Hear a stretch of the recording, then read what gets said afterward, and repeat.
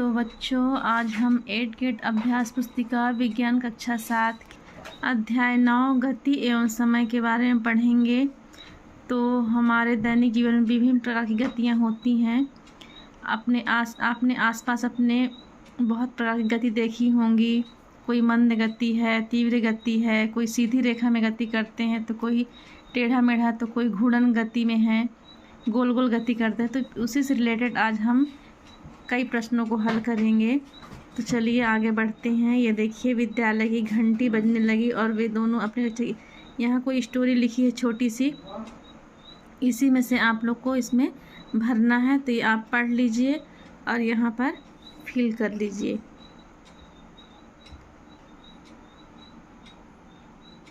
तो ये देखिए, यहाँ पर चाल का सूत्र लिखा हुआ है। चाल बराबर तय की गई दूरी, लिया गया कुल समय। और चलिए आगे देखते हैं।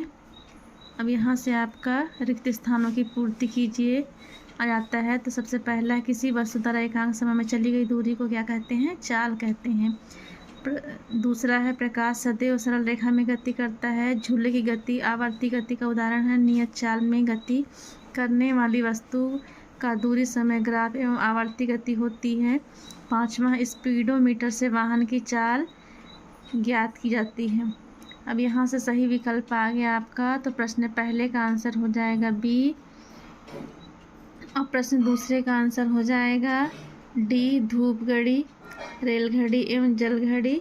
और प्रश्न तीसरे का हो जाएगा ए नंबर, आवर्ती एवं दोलन गति। और प्रश्न चौथे का हो जाएगा ए नंबर, वृत्तीय गति। और प्रश्न 5 का हो जाएगा दोनों। तो इस प्रकार से आप भर लीजिए।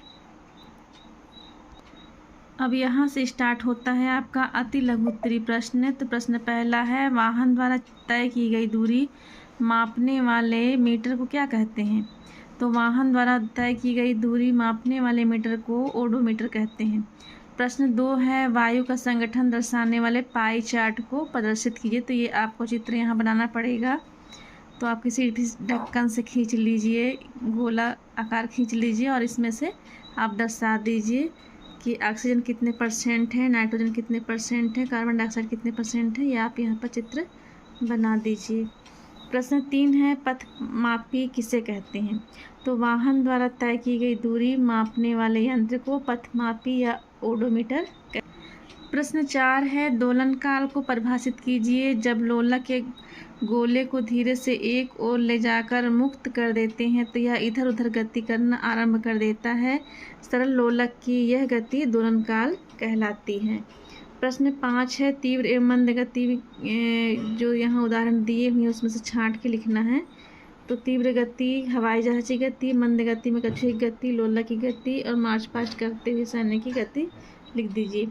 अति लघु उत्तरीय प्रश्न है, अपने आसपास दिखाई देने वाली विभिन्न प्रकार की गतियों के नाम लिखिए। तो कार की गति है, सरल रेखी गति। दोलन गति में लिख दीजिए, चलते समय हाथों का आगे पीछे होना, ये दोलन गति कहलाता है। प्रश्न 7 है, 2 स्टेशनों के बीच की दूरी 360 किलोमीटर है। कोई रेलगाड़ी इस दूरी को तय करने में 6 घंटे लेती है। तो रेलगाड़ी की चाल किलोमीटर आवर्स में ज्ञात कीजिए। तो यहाँ से आप इसको देख के हल कर लीजिए। प्रश्न 8 है, कोई सरल लोलक 40 दोलन पूरा करने में 64 सेकंड लेता है। तो लोलक का आवर्तकाल क्या होगा? तो इसमें भी आप देखिए, इसमें आवर्तकाल का सूत्र लगा दीजिए और यहाँ से आप इसको हल कर लीजिए। प्रश्न 9 है, चाल से आप क्या समझते हैं? चाल का मूल मात्रक लिखिए। किसी वस्तु द्वारा एकांक समय में तय की गई दूरी को उस वस्तु की चाल कहते हैं। चाल का मूल मात्रक क्या है? मीटर प्रति सेकंड है। प्रश्न 10 है, वाहनों में लगे चाल मापने के मीटर व दूरी मापने वाले मीटर को क्या कहते हैं? वाहनों में लगे चाल मापने वाले मीटर को स्पीडोमीटर कहते हैं। वाहन द्वारा तय की गई दूरी मापने वाले मीटर को पथमापी या ओडोमीटर कहते हैं। अब यहाँ से आता है लघु उत्तरीय प्रश्न। प्रश्न 11 है, 2 स्टेशनों के बीच की दूरी 120 किलोमीटर है। कोई रेलगाड़ी इस दूरी को तय करने में 2 घंटे लेती है। रेलगाड़ी की 4 किलोमीटर आवर्स प्रति आवर्स से परिकलित कीजिए। तो यहाँ से आपको देख लीजिए, दूरी बराबर 120 किलोमीटर, समय बराबर 2 घंटे, रेलगाड़ी का चाल बराबर दूरी बटे समय। तो 120/2 हो गया, इसको काट दीजिए आप तो कितना जाएगा 60 किलोमीटर प्रति घंटे। प्रश्न 12 है, चित्र में 2 वाहनों ए और बी की गति की दूरी समय ग्राफ दर्शाया गया, इनमें से कौन सा वाहन अपेक्षाकृत तीव्र गति से चल रहा है, कारण स्पष्ट कीजिए। तो चित्र में दूरी समय ग्राफ का ढाल वाहन के लिए वाहन बी की अपेक्षा अधिक है, अतः वाहन ए वाहन बी की अपेक्षाकृत तीव्र गति से चल रहा है। प्रश्न 13 है, एक खरगोश 54 किलोमीटर घंटे की चाल से दौड़ता है, इसे मीटर प्रति सेकंड में व्यक्त कीजिए। तो यहाँ से 1 किलोमीटर बराबर 1000 मीटर, 1 घंटे बराबर 3600 सेकेंड, तो 54 किलोमीटर बराबर 54,000 मीटर आता है। 54,000/3600 बराबर 15 मीटर प्रति सेकंड जाएगा। इसे काट दीजिए आप तो 15 मीटर आ जाएगा आंसर।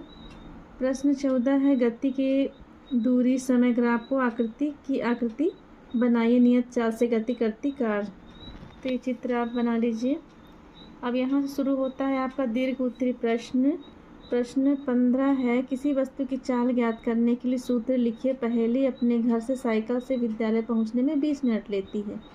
यदि साइकिल की चाल 3 मीटर प्रति सेकंड, तो पहेली के घर से विद्यालय की दूरी मीटर में ज्ञात कीजिए। तो यहाँ पर चाल बराबर 3 मीटर प्रति सेकंड दिया हुआ है, समय भी दिया हुआ है, तो 20 × 60 हो जाएगा, बराबर कितना हो जाएगा 1200। दूरी बराबर चाल इंटू समय, तो यहाँ पर ये दूरी लिखा हुआ है, दूरी है, और बराबर 3 मीटर प्रति सेकेंड इंटू 120 सेकेंड, अब बराबर हो जाएगा 3600 मीटर। अब यहाँ से आता है प्रश्न 16, किसी कार द्वारा चली गई दूरी व इस दूरी को तय करने में लगा समय निम्न आंकड़ों द्वारा दर्शाया गया है। ये आंकड़े लिखे हुए हैं, इसको आपको ग्राफ बनाना है, तो इस तरह से आप ग्राफ बना लीजिए। दूरी को इधर, तो आप इधर दूरी लिख लीजिए ये किलोमीटर में, और इधर जो है समय ये घंटे में आ जाएगा। इधर पैमाना मान लीजिए, समय 1 घंटा बराबर 1 इकाई और दूरी 2 किलोमीटर बराबर 1 इकाई। तो यहाँ से जो हम समय तय करेंगे वो घंटे में कितने किलोमीटर, तो इसकी सीधी रेखा में सब आएंगे। तो यह ग्राफ कार की सरल रेखीय गति को प्रदर्शित करता है। अब यहाँ से आ गया है प्रोजेक्ट 1, समय मापन के लिए उपयोग में आने वाली विभिन्न प्रकार की घड़ियों का चित्र बनाना है और उसको बॉक्स में लिखना भी है।